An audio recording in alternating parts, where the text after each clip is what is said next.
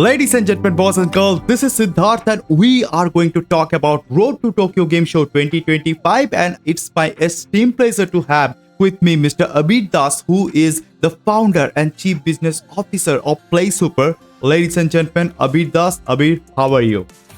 I'm fine. Gamed out. Thank you so much for having me. And Yes.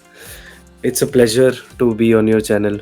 So since it's a lots of hectic back there because you are in Japan, Tokyo, attending the great Tokyo Game Show, and thanks, to coming back in short period of time and taking this podcast session with me, and I'm so delighted to have you, Abhir. No, always. Yes, it's good to catch a break. It's been a crazy few weeks for PlaySuper, and it's been a crazy couple of days here in Tokyo as well. Yes. But yeah, super excited. Everything's been pretty great, but always happy to do this. Yes. Well, Abhir, since you are here, I cannot really hold myself back to ask you that what is like PlaySuper and what is your exclusivity and what are the stuff you do in your company? Sure. So, PlaySuper is what we call a G-commerce platform, a gaming commerce platform, short for gaming plus commerce. Okay. So, if you are a mobile gaming studio, especially in the casual or mid-core space, Okay. your monetizations options are pretty much show ads or sell in-app purchases or hope for a viral hit, right? But Okay. ads annoy players. In-app purchases only convert a tiny fraction of players here in India. Yes. In the other markets, the more mature markets, it's more prevalent, right? So Yes. PlaySuper just brings a new sort of monetization for any casual or mid-core game, mobile game that is building here in India. So we've built a white-labeled rewards and commerce layer. What do I mean by white-labeled? It's essentially we do not exist for the end gamer, right? We only exist for the businesses. Yes. So if I am partnering with, let's say, a Simple Viral Games or a Next Wave Multimedia, right? Only Next Wave Multimedia knows about PlaySuper. The Okay. gamer who is playing Next Wave Multimedia's game does not really know or interact with PlaySuper at all.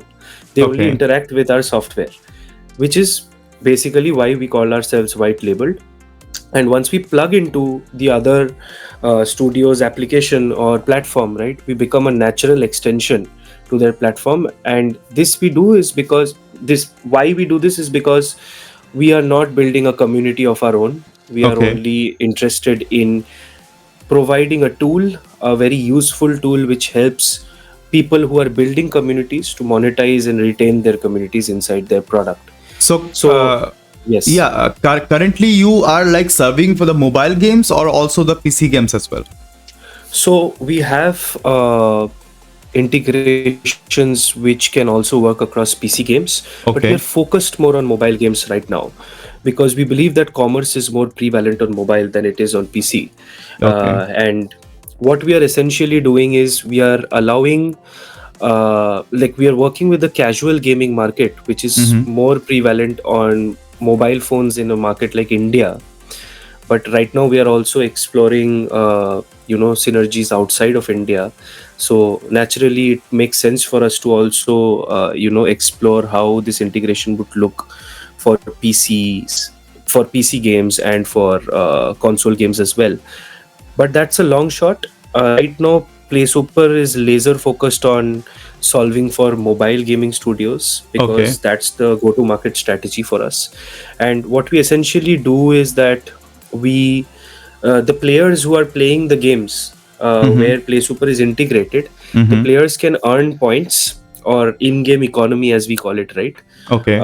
By simply engaging more and more, playing more levels, completing challenges, and then redeem those in-game currencies for real-world value. Name any D2C brand. This does not have to be a gaming brand at all. It Yes. could be Uber, it could be Swiggy, it could be Flipkart, Myntra, Nykaa, etc., right? Sure. And you Yeah. can also now, that what we have introduced after our recent fundraise is you can also now order actual physical items from Okay. the store inside these games. So you can order for your next shoe or your next electronic headphone, like your electronic devices like headphones, Mm-hmm. or your next power bank, Mm-hmm. and you can reduce the cart values. For example, if the cart value was coming to $1,000 on other Mm-hmm. commerce platforms, you can actually reduce that cart value by 50 or 100 rupees, let's say, Okay. by using the in-game coins, and then pay the rest of the money, and then just go on with your journey. So Awesome, man. yes. I mean, just for my knowledge, I would like to know from the beginning, like you are probably, serving for the games made in Unity. One. Okay.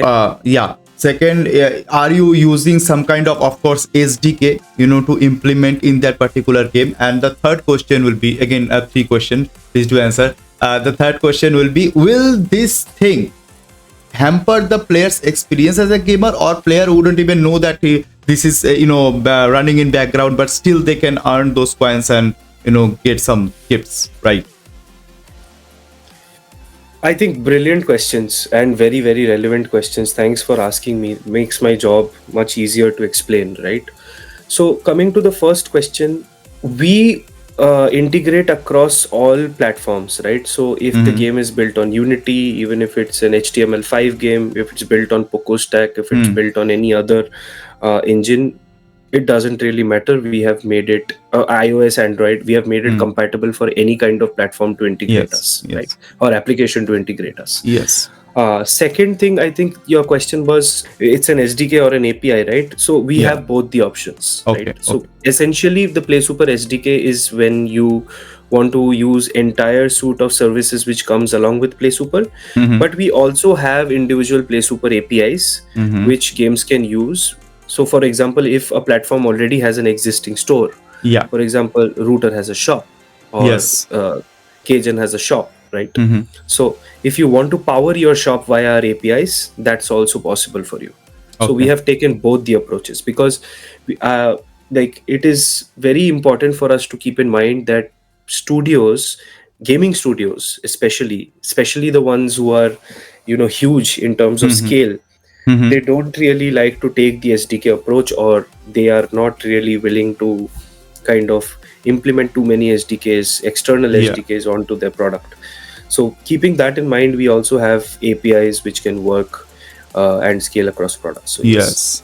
And the third question, I think, was the experience of gamer. Yes. So absolutely not. The PlaySuper experience is absolutely not intrusive or interruptive. Right? What we do is we only integrate on the home screen of the application. So let's say wherever the game would have a play game button, an options button, settings button, and a shop button. Yes. Like they can also have a rewards button along with that, or a widget along with that. We don't integrate ourselves inside the game, but in between games, in a non-interruptive way, we can just pop up rewards. The player can just click on cross, and the experience of the gamer is absolutely untouched. So we don't believe in that's the entire point of us solving the problems of interruptive ads, right? We don't want to be doing interruptive ads at all. But still you are providing monetization for those particular applications, right? So we only want to cater to the funnel of users who actually are interested to come onto the store. But normally what happens in India is, when you go onto the store of a game, you only see in-app items. Yes. And for a middle income group or a lower income group personnel, right, that in-app item is something maybe that person wants, but will never give that person any kind of utility apart from inside the game, right? So we are solving for those type of people, right, where they want to buy some items inside the game, but buying those items inside the game will not give them any kind of utility. So they are not feeling gratified, right? They're spending so much time inside the game, but they can't buy skins, they can't buy, I don't know, power-ups or anything like that, collectibles, stuff like that. But if you can actually reap some value out of the time that you have spent inside the game by getting discounts on your day-to-day expenses and the brands that you interact with, why not? Out of curiosity, I want to ask that whenever people install a game that also has a SDK or API integrated with PlaySuper, so is it PlaySuper ask for any license agreement to accept before starting the game or before installing the game? Is it something happening? Yeah, we have a simple terms and conditions that you have to check, right? Yes. So what we do is we make that a part of the game's policy itself. When we partner with a studio, whatever policies need to be kept in check from a user's perspective, right? We Yes. send that across and we get that added to the to our client's application. And whenever the PlaySuper application goes live and is rolled out as an update for the application, right? The person automatically gets to select the terms and conditions, and they agree to it, and only then the application will update, right? So that is something which we do. We do not collect any sort of personal data for any user Okay. from the gaming studio till the touch point of rewarding. But if you're doing commerce with us, for example, if you're ordering a product, I will Yes. need your data, because I Of will need course. your address to deliver that product. I That's will need your inevitable. mobile. Yes. Yes, that's inevitable. I will need your mobile number. You will be paying on my platform, so I will have your bank detail. Yeah. As in, your bank detail will be passed on to the payment gateway provider, right? So Yes. that way, whatever data is being provided by the user willingly Yeah. is what we collect. Apart from that, in order to reward against retention, we do not need any kind of data, because how our SDK works is our studios pass on UUIDs, unique identifiers. Like it can be a 16-digit number, and we Yes. just deduct and add balances against that, and that takes care of the rewarding. And the entire data's custodial is my studio. Studio is there. So studio, whether it's physical, you have in Mumbai, or like you running it from remotely right now. Okay, so PlaySuper has the headquarters in Gurgaon. Okay. We are a very, very lean team. It's only 10 of us right now. We were actually 8 till last month. We just did a couple of hires this month. So it is your like first Tokyo Game Show. Yes, it's my first Tokyo Game. How excited, and what have you seen till now? Oh man, it's crazy. I mean, I went for Gamescom this year, and I have attended a few events outside of India as well, like in Dubai. I have attended PGC Connect in Dubai. I have attended other gaming events, Web3 gaming events Yes. throughout the world. But I have never seen anything like Tokyo Game Show. I mean, hands down, it has to be the best experience, the best expo, the best game showcase that I've ever seen, right? Completely putting business aside, right? Yes. The games which I saw yesterday, I mean, I collected so much of merch. I'll actually show you a cool Yeah, sure. bag, Sure. a cool bag that I got.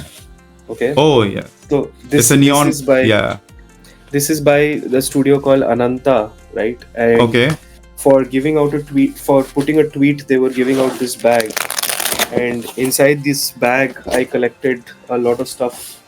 So, I can see the gamer inside you right now, right? Yeah. So I collected a bunch of stuff actually. So I've collected these cool fans which you can use to keep yourself cool during the conference. Yeah, sometime load shedding happen in India. We may need that. Yeah, right. I've collected these amazing stickers. Yes. Then this game which is going to come out, Silent Hill. I have their notebook. They've given me a notebook. I am a huge Valorant fan, so I went to the Riot shop and I got this from the night market, right? The skin. And yeah, I've got some stickers from Sega as well. Sure.